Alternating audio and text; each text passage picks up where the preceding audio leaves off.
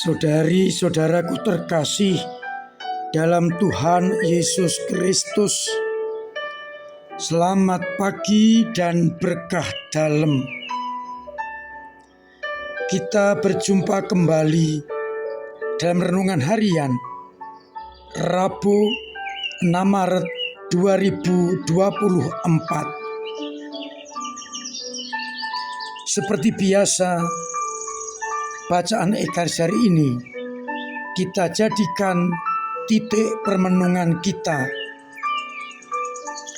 Dalam bacaan yang pertama dari kitab Ulangan bab 4 ayat 1 dan ayat 5 sampai 9 berbicara mengenai perkataan Musa kepada bangsanya agar mereka teguh memegang peraturan dan ketetapan yang diajarkan oleh Allah lewat Nabi Musa,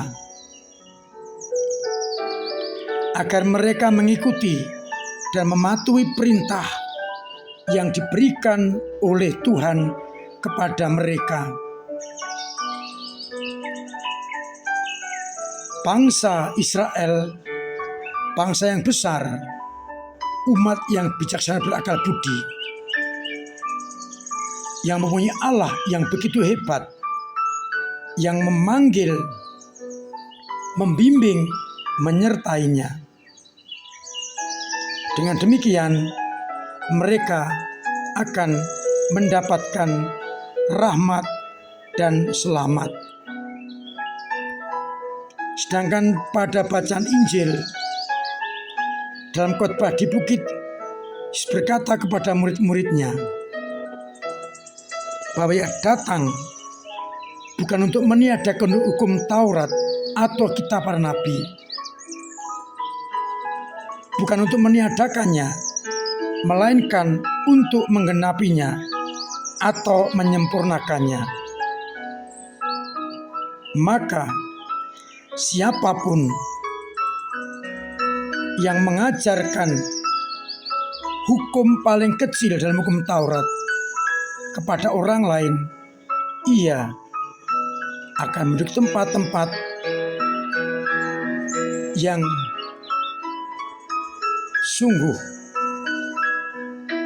indah dalam kerajaan surga. Tapi siapa yang meniadakan hukum Taurat dan mengajarkan kepada orang lain akan menduduki tempat yang paling rendah. Dengan demikian, Yesus mau mengajarkan dan mengatakan bahwa hukum Taurat itu perlu, namun perlu disempurnakan. Saudara-saudaraku terkasih, kedua bacaan berbicara soal pelaksanaan hukum Taurat dan kitab para nabi. Yesus menegaskan hukum-hukum itu penting dan harus dijalankan. Tetapi ada beberapa hal yang disempurnakan agar akhirnya hukum itu sungguh berkenan kepada Allah. Maka ia datang bukan untuk meniadakan, tetapi untuk menyempurnakan atau menggenapi hukum-hukum itu. Maka siapapun juga harus mentaati hukum Taurat yang kemudian dibaharui, disempurnakan, digenapi oleh Yesus dengan hukum kasih. Kasih kepada Allah, kasih kepada sesama. Hukum-hukum itu bagi bangsa Israel merupakan hukum utama.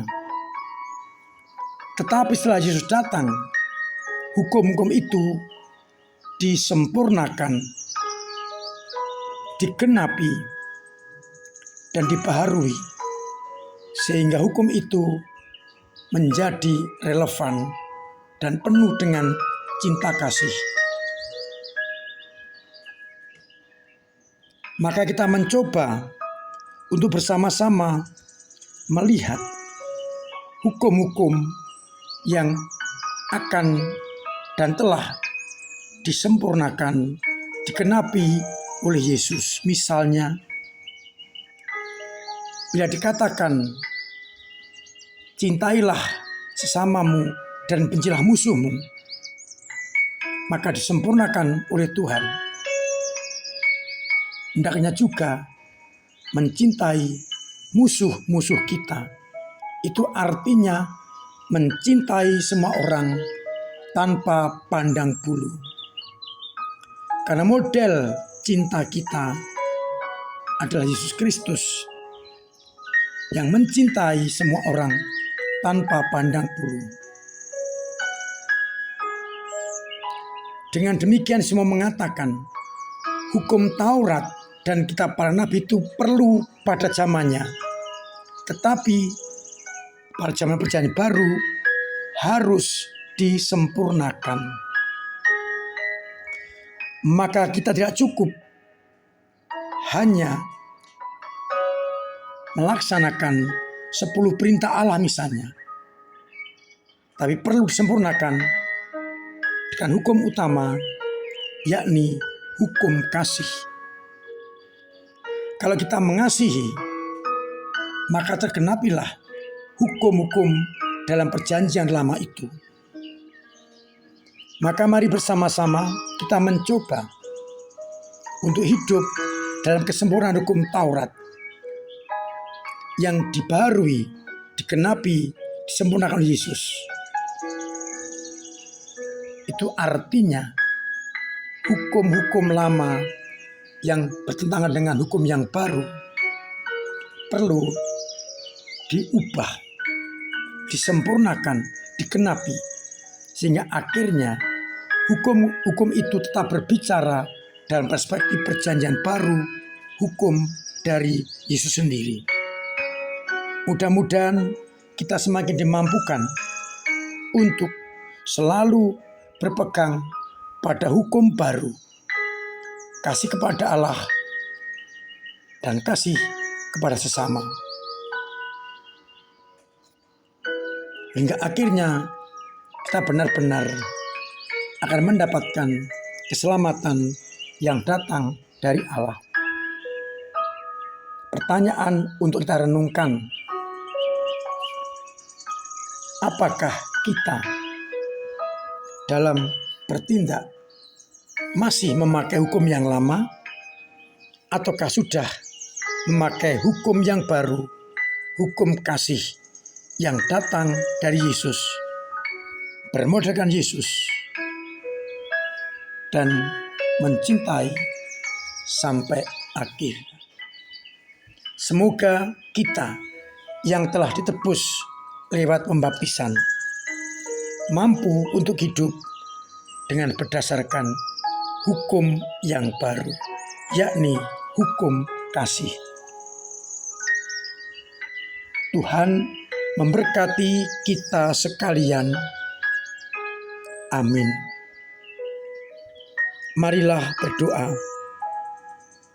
Bapa yang penuh kasih, kami bersyukur karena hukum perjanjian lama telah Kau baharui, sehingga kami semakin mampu untuk mengungkapkan cinta dengan sebenar-benarnya. Semoga kami bukan hanya melaksanakan hukum perjanjian lama, melainkan melaksanakan hukum yang telah disempurnakan oleh Putra-Mu, yakni cinta kepadamu dan cinta kepada sesama. Gerakkanlah umat-Mu agar mampu untuk hidup bermodalkan hukum perjanjian baru. Semoga umat-Mu yang sakit Engkau sembuhkan, yang punya beban berat Engkau ringankan, Yang punya persoalan engkau urai, yang punya ekonomi engkau bantu lewat samanya ataupun usahanya engkau beri keberhasilan, sehingga mereka tetap mengalami cinta kasih-Mu. Semoga kami Kau mampukan untuk hidup dalam kerangka hukum cinta kasih. Untuk itu, bimbing, sertai, dan bantu kami dengan berkat-Mu sendiri, Bapa dan Putra dan Roh Kudus. Amin. Saudara-saudara terkasih, tetap saya ingatkan, saya anjurkan, bahkan setengah saya wajibkan untuk tetap mematuhi protokol kesehatan untuk kepentingan pribadi agar tetap sehat, terbebas dari virus corona. Dan kalau kita sehat, kita membantu orang lain juga mendapatkan kesehatan. Mari kita membangun pola hidup sehat yang baik agar terbebas dari segala macam penyakit, khususnya virus corona. Mari kita mengisi masa prapaskah ini dengan sikap pembaharuan hukum, bukan hukum perjanjian lama, tapi hukum perjanjian baru, yakni cinta kepada Allah dan cinta kepada sesama. Semoga pertobatan kita menghasilkan buah-buah yang baik, di mana kita mengutamakan cinta kasih di atas segala-galanya.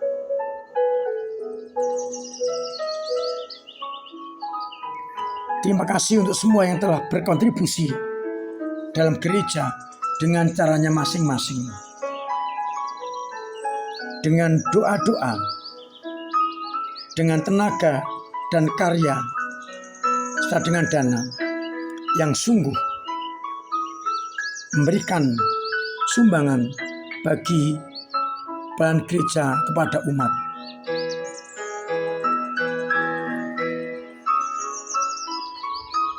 Minggu depan sudah ada sakramen pertobatan.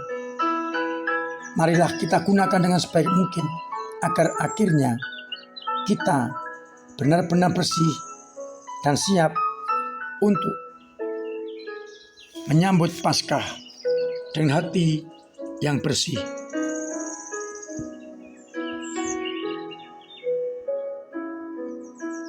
Kesempatan untuk sakramen pertobatan tanggal 12, 13, dan 14 untuk sore, dan untuk pagi mulai tanggal 18 sampai 23 setelah Ekaristi pagi.